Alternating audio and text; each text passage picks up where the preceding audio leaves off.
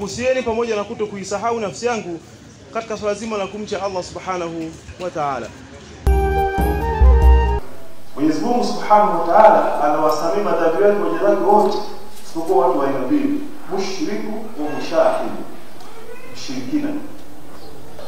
Na mtu wa pili ni mushahid, mtu mwenye ugomvi, watu wawili ambao waongei.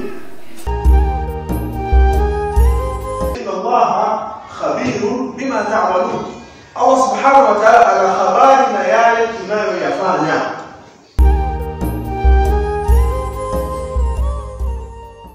Na Rasul anasema ikitokea Muislamu yeyote mpaka rafiki yake 50, 60, 70 hata elimu ya swala hana, swala